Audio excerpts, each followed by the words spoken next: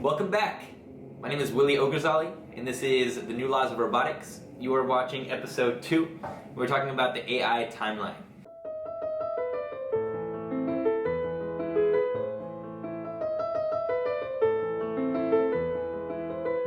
We're going to start by talking about how we use AI in our everyday lives, how we got here, where we are right now, and where we're headed when it comes to artificial intelligence as a whole, and specifically artificial intelligence as it applies to the legal industry.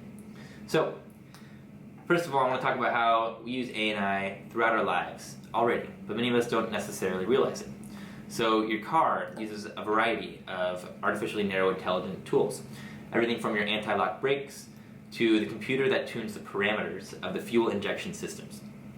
So we also have Google's self-driving car and Tesla's self-driving vehicles that, Tesla really pushes it as an augmented form of intelligence, that it's humans working with the AI. They don't want to put all the liability on themselves and on the AI, so you're not supposed to drive it without a human. Google actually has these self-driving cars. And these are a robust group of AI tools working together to allow it to perceive and to react and to learn and how to better perceive and react to the world around it. So your phone is, again, a ton of AI tools packed right into your phone. I'm not just talking about Siri, which is the obvious example, which is, again, a variety of AI tools working together to perform what seems like human-level machine intelligence, but really is artificial narrow intelligence, because it can't really perform when it's taken out of that setting, that specific setting. But everything from the Maps app on your phone, or the weather app that you use every single day, or Google, when you search on Google. Great example of an artificially narrow intelligence solution working to make your life better. So, and of course, LexisNexis and Westlaw. So as you can see, we're using AI throughout our lives every single day, and AI is already making our lives better, more efficient, and we are capable of doing things that we would not be able to do without AI. So, how do we get here? Well, artificial intelligence as a whole was really born in 1956. I'm not talking about the sci-fi, but when AI really became possible and people started trying to build it. And the law had applications in AI from a very early point in its timeline. So in the late 1950s, there was a bill passed in the legislature of Pennsylvania, and part of this bill was to change a term in healthcare law, that term was retarded child, and replace it with a more neutral term, which was the phrase exceptional child. So, and this marked actually, a big evolution in our politics as a society. But they couldn't just use the omnibus principle to basically say that this term now actually means this, because it was really an offensive term. So they needed to actually go back and replace every instance of this term in the legislature, which was a very expensive task that required many man hours to achieve. So AI was really born out of need, and basically this begged the need for information retrieval, which was one of the first applications of artificial intelligence commercially. And it took about 5 years for this to be built. And information retrieval is basically like the find and replace tools that we all take for granted and use all the time. But even without the replace, it was just the find part. And it was very expensive to build, and even after 5 years of building, it was another 3 years before it was commercially available. And it took giant machines, giant equipment to manage. So basically what they would do is they would run pieces of legislature through this machine, and the machine would tell humans when the term occurred so that they could manually go and replace it. And information retrieval paved the way for conceptual retrieval, which is what LexisNexis uses, and it was all that LexisNexis used when it was first built. LexisNexis has evolved quite a bit since then, as has Westlaw. So it was another 13 years from the time that information retrieval was created before LexisNexis launched, and then another 10 years after LexisNexis launched before it was commercially available on computers.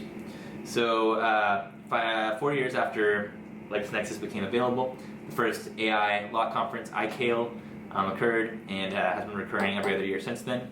And it was 11 years after the first AI conference that one of the first e-discovery platforms, Applied Discovery, was born.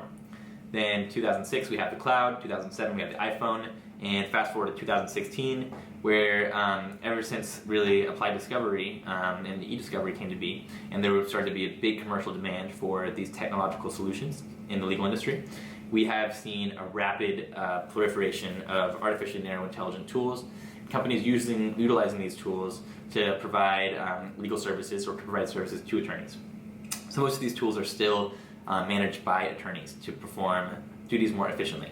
And over the past 5 years, we've seen over 100 legal tech companies enter the market that are using artificially narrow intelligent solutions. I'm just going to start saying ANI because that's a mouthful. ANI solutions to either explicitly, like they say this is an AI tool, or more behind the scenes, kind of like the e-discovery stuff. They don't always say they're using AI, but that is in fact what is happening behind the scenes. Just like as we saw how we use ANI all throughout our lives all the time, but it's not always touted. And part of that is because people have different ideas of what AI means. So the 10% and the 50% that you see on this timeline show the probability that in each of these years, according to experts in the AI space, that we will have achieved general intelligence, so human-like machine intelligence. And when lawyers worry about their jobs getting replaced, this is what they're thinking of. Machines that can think like a human, but process billions of data points in milliseconds, and can basically not only do what a lawyer can do right now, but do so much more and do it better than even the smartest lawyer could possibly do. Just because it'll be able to think and adapt and learn rapidly and tap into much larger sets of data and knowledge and do this very rapidly. So experts say that there's a 10% chance that we will achieve this by 2022. This is called the optimistic expectation. So, and there's a 50% chance that we will have achieved this by 2040. So that's what's more realistic. So, and a 90% chance so that we will have achieved it by 2075. That's a pessimistic outlook. And only 2% of the experts believe that we will never ever achieve human-level machine intelligence. So it's likely at this pace, if this trend continues, it's going to happen one day. The question is when, and the question is what can you do now to maximize your efficiency so that you can capitalize on the opportunity that is at stake between now and then for lawyers that are willing to embrace technology and utilize these ANI tools to basically save up, start saving up, and also start positioning yourself as a thought leader in the space so that you can play a massive role, play an important role in the legislation and the actual rules. So the legislation for how we're going to govern these robotics, as well as the actual rules that we will put in place on these robots so that they don't hurt us and so that they don't drive us to extinction.